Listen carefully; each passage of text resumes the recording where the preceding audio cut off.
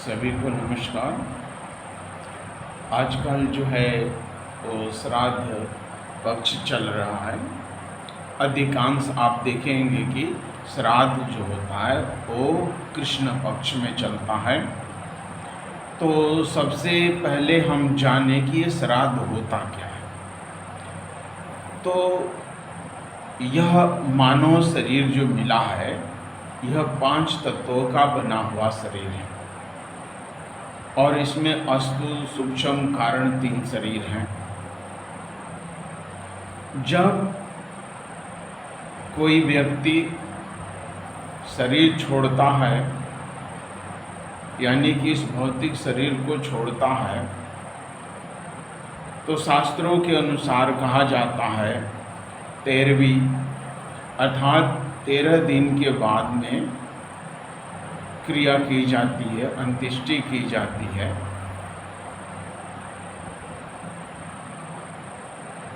आप जो देखेंगे ये 5 तत्वों का शरीर है।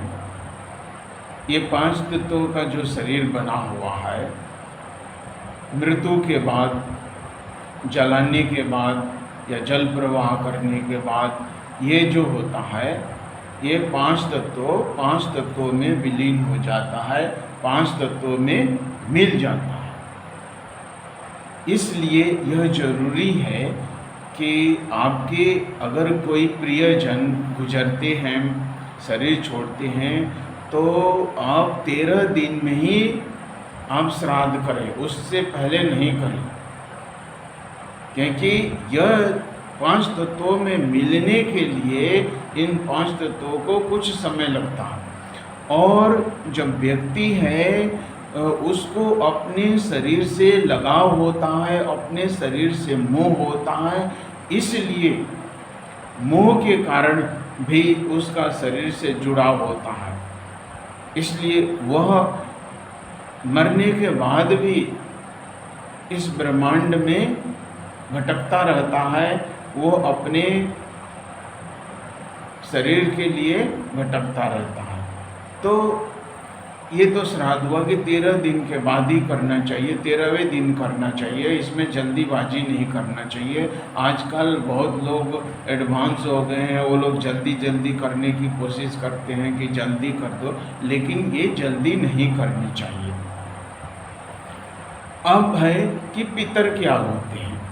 तो जो व्यक्ति शरीर छोड़ दिए हैं और शरीर छोड़ने के बाद 5 तत्वों में उनका विलय हो गया, लेकिन बुद्धि, मन और आत्मा रह जाती है। मन, बुद्धि और आत्मा, उसमें संस्कार भी है, उसमें अहंकार भी है, ये सारी चीज़ें रह जाती है शरीर छोड़ने के बाद भी, ये नष्ट नहीं होती है। तो जो व्यक्ति, जो आपके प्रियजन शरीर छोड़ दिए और शरीर छोड़ने के बाद उनको नूतन शरीर नहीं मिला या नया शरीर नहीं मिला, वो जो हैं क्या कहते हैं कि वो प्रेत योनि में चले गए। ये जो प्रेत योनि में चले जाते हैं अर्थात उनको दोबारा जन्म अभी तक नहीं हुआ है, तो ये जो प्रेत योनि में चले जाते हैं यही लोग पितर कहलाते हैं, जिनको पुनर्जन्म नहीं हुआ है। जिनका पुनर्जन्म नहीं हुआ है यही लोग क्या हैं कि पितर कहलाते हैं। अब कहते हैं कि पुत्र के द्वारा ही पितर की सद्गति मिलती है। तो पुत्र क्या है? पुत्र उसी को माना गया है जो पुण्य कार्य में लगा हुआ है और अपने पितरों को सद्गति देता है, अपने पितरों का उद्धार करता है। तो अब ये उद्धार कैसे होगा? तो पुण्य कार्य से होगा। शास्त्र कहता है कि पुण्य कार्य से होगा। तो पुण्य कार्य क्या है? तो कहते हैं कि शास्त्रों के अनुसार कि पिंड दान करो। अब ये पिंड दान है क्या? तो शरीर को ही शास्त्रों में पिंड माना गया। बोलते हैं जथा पिंडे तथा ब्रह्मांडे, शरीर को ही पिंड माना गया है। और जब इस शरीर को ही आप दान करेंगे तभी आपके पितरों को सद्गति या मुक्ति मिलेगी। अब शरीर को दान कैसे करेंगे? तो यहाँ शरीर को दान करने का अर्थ है अपने जीवन को परमात्मा को समर्पित करना है, अर्थात परमात्मा का सुमिरन भजन कीर्तन करना है, अपना जीवन परमात्मा के लिए लगा देना।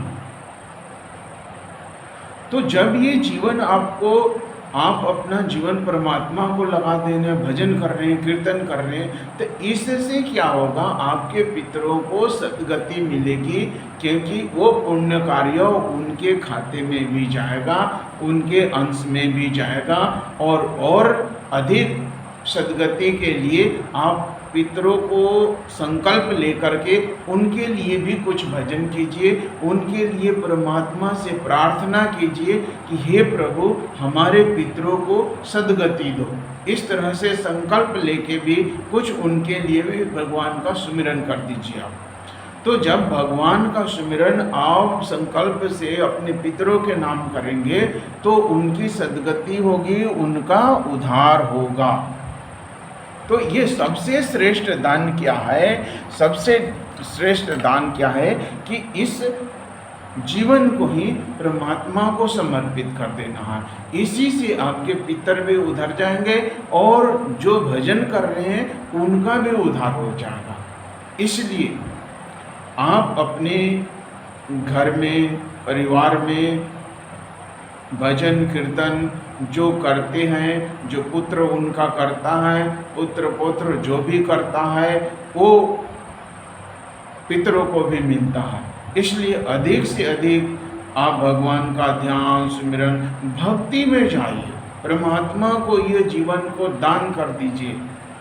यही सबसे श्रेष्ठ पिंड दान है, इससे बड़ा कोई पिंड दान नहीं है और इसी से उद्धार होगा। ये जल और फल और मूल ये तो बहुत छोटी सी चीज़ है, असली चीज़ है कि पिंड दान का अपने पितरों को उद्धार करना है तो आपको उनके नाम के लिए ईश्वर का भजन सुमिरन कीर्तन करें।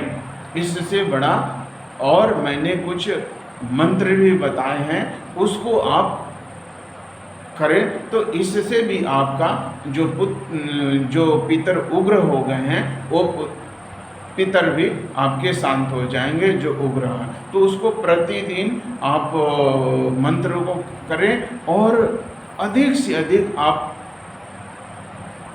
सुमिरन कीर्तन और समर्पण भावना से, यानी कि इस पिंड को, इस शरीर को समर्पण कर दीजिए प्रभु के नाम और अपने पितरों के नाम भी कुछ भजन कर ली। इससे आपके पितरों का भी उद्धार हो जाएगा।